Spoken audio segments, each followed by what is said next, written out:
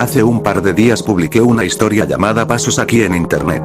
Hubo una serie de preguntas que me hicieron sentir curiosidad por ciertos detalles sobre mi infancia, y por eso hablé con mi madre. Ella, cansada por mis preguntas, dijo que por qué no les hablaba sobre los malditos globos si estaban tan interesados. Tan pronto como ella dijo eso, recordé bastantes detalles sobre mi infancia que había jurado haber olvidado.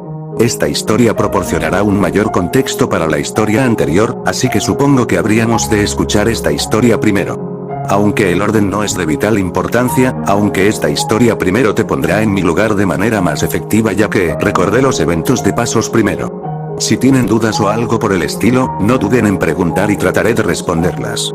Además, ambas historias son largas, así que dirígete a eso. Solo tengo dudas de dejar de lado cualquier detalle que pueda ser importante. Cuando tenía 5 años, fui a una escuela preescolar que, por lo que he llegado a entender, estaba realmente convencida de la importancia de aprender a través de las actividades.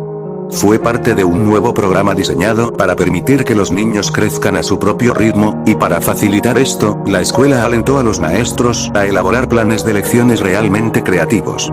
A cada maestro se le dio la libertad para crear sus propios temas que durarían un grado entero, y todas las materias impartidas se adaptaban al tema. Estos temas fueron llamados grupos.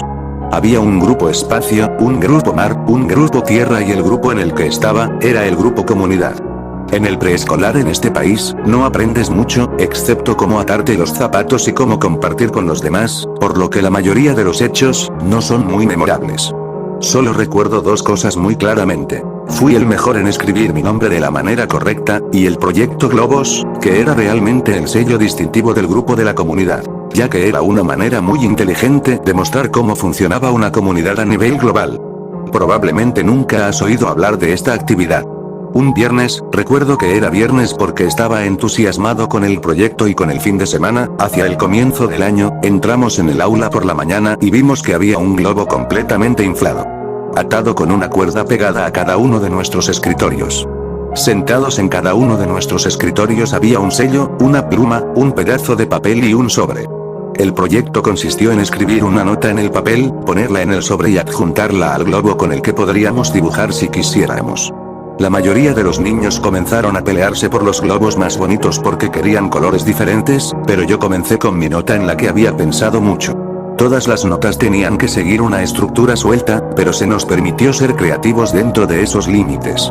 Mi nota fue algo así: hola. Encontraste mi globo. Mi nombre es tal, y asisto a tal escuela preescolar.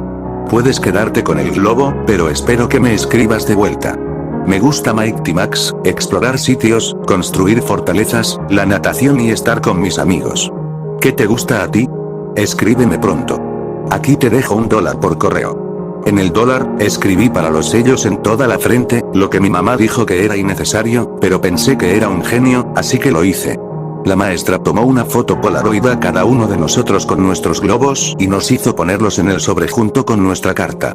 También incluyeron otra carta que supongo que explicaba la naturaleza del proyecto, y un sincero agradecimiento por la participación de cualquiera en la redacción y el envío de fotos de su ciudad o vecindario. Esa fue toda la idea: crear un sentido de comunidad sin tener que abandonar la escuela, y establecer un contacto seguro con otras personas. Me pareció una idea bastante divertida. Durante las siguientes 2 semanas, las cartas empezaron a llegar. La mayoría venía con imágenes de diferentes puntos de referencia, y cada vez que recibía una carta, la maestra colocaba la imagen en un gran mapa mural que habíamos colocado donde se mostraba dónde la carta venía, y hasta dónde había viajado el globo. Fue una idea realmente inteligente, porque en realidad estábamos ansiosos por venir a la escuela para ver si habíamos recibido nuestra carta. Durante todo el año tuvimos un día a la semana en el que podíamos escribirle a nuestros amigos por correspondencia, o a otros estudiantes en caso de que nuestra carta no hubiera llegado todavía. La mía fue una de las últimas en llegar. Cuando entré al salón, miré mi escritorio, y una vez más no vi ninguna carta esperándome. Pero cuando me senté, la maestra se me acercó y me entregó un sobre. Debí haberme quedado mirándola por unos segundos de lo tan emocionado que estuve, porque cuando estaba a punto de abrirla, ella puso su mano en la mía para detenerme y me dijo: por favor, no te decepciones. No entendía a qué se refería, por qué estaría decepcionado, ahora que había llegado mi carta. Inicialmente, estaba desconcertado de que ella incluso supiera lo que había en el sobre, pero ahora me doy cuenta de que, por supuesto, los maestros habían examinado el contenido para asegurarse de que no hubiera nada obsceno, pero de todos modos, ¿cómo podría decepcionarme? Cuando abrí el sobre, lo entendí. No había ninguna carta en lo absoluto. No, lo único que había en el sobre, era una foto Polaroid, pero realmente no podía entender qué era. Parecía un trozo de ciudad, pero era demasiado borroso para descifrarlo. Parecía como si la cámara hubiera sido movida mientras se estaba tomando la fotografía. No había una dirección de remitente, así que ni siquiera podía responder si quisiera. Yo estaba aplastado. El año escolar continuó y las cartas dejaron de llegar para casi todos los demás estudiantes. Después de todo, no se puede continuar una correspondencia escrita con un estudiante de preescolar durante tanto tiempo. Todos, incluido yo mismo, habíamos perdido el interés en las cartas casi por completo. Hasta que entonces, me llegó otro sobre.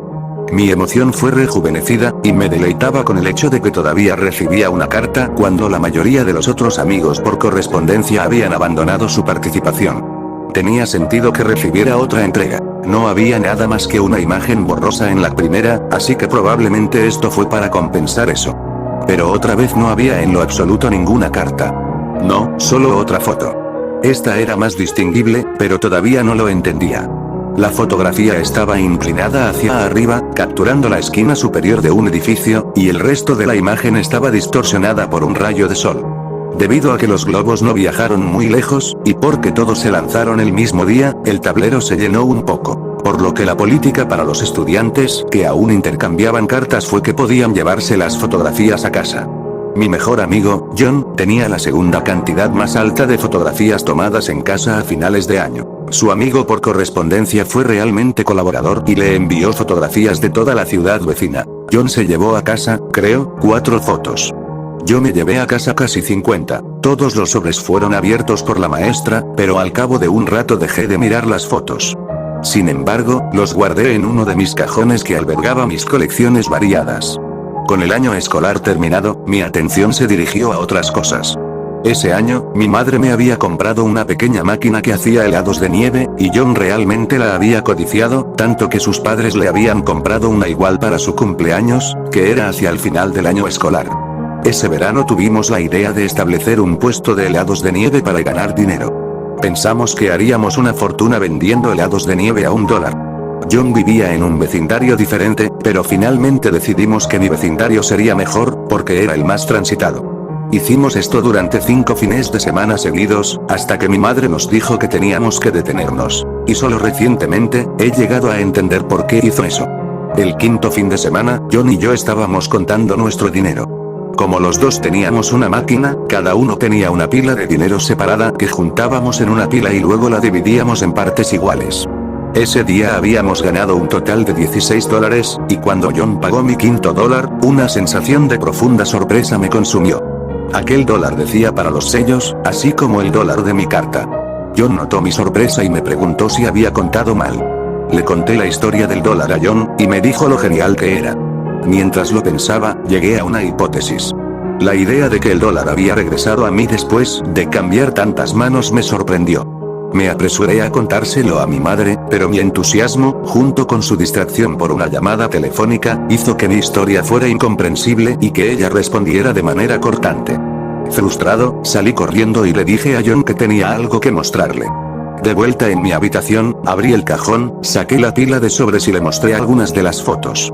Comencé con la primera foto, pasamos por las 10 primeras antes de que John perdiera interés y me preguntó si quería ir a jugar a la zanja, antes de que su madre viniera a buscarlo. Yo acepté, y fuimos de inmediato. Tuvimos una guerra de pasteles por un tiempo, pero fue interrumpida varias veces por un susurro en los bosques que nos rodeaban. Habían mapaches y gatos callejeros que vivían allí, pero esto estaba haciendo demasiado ruido, e intercambiamos conjeturas sobre lo que era en un intento de asustarnos unos a otros. Mi última suposición fue que era una moña, pero al final John insistió en que era un robot, debido a los sonidos que escuchábamos.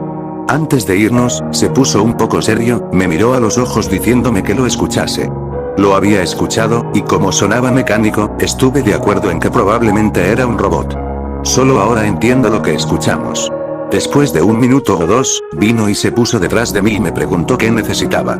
Podía escucharla arrastrarse con el correo detrás de mí, pero solo miré a las Polaroids y le conté sobre ellas.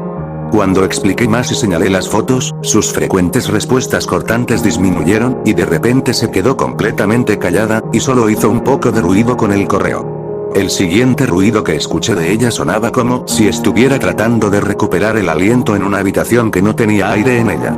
Al final, sus jadeos fueron vencidos, y simplemente dejó caer el correo restante sobre la mesa y corrió a la cocina para obtener el teléfono. Le imploré que me perdonara, que no era mi intención hacerla de enojar. Con el teléfono pegado a su oreja, caminaba y corría de un lado a otro y gritaba. Nerviosamente jugueteaba con el correo que estaba al lado de mis Polaroids. El sobre de la parte superior tenía algo que sobresalía de él, que tiré sin pensar y ansiosamente hasta que salió. Era otra Polaroid. Confundido, pensé que de alguna manera, una de mis Polaroids se había deslizado en la pila cuando tiró el correo, pero cuando lo volteé y lo miré, me di cuenta de que no había visto esto antes. Para mi consternación, estaba yo, pero este fue un disparo mucho más cercano. Estaba rodeado de árboles y sonreía. Pero no era solo yo. Me di cuenta de que John estaba allí también. Esto éramos nosotros desde ayer. Comencé a hablarle a mi madre, que todavía estaba gritando en el teléfono. Le grité repetidamente por ella hasta que ella finalmente respondió, y solo pude preguntarle que a quién llamaba. A lo que respondió que le estaba hablando a la policía. Pero, ¿por qué? Ella me respondió con una respuesta que nunca entendí, hasta que me vi obligado a revisar estos eventos desde los primeros años de mi vida. Tomó el sobre de la mesa y la foto de Johnny y yo, giramos y nos deslizamos, aterrizando junto a las otras Polaroids que estaban frente a mí. Ella acercó el sobre a mis ojos, pero solo pude mirarla y ver cómo todo el color comenzó a desaparecer de su rostro. Con lágrimas en los ojos, dijo que tenía que llamar a la policía porque no había matasellos.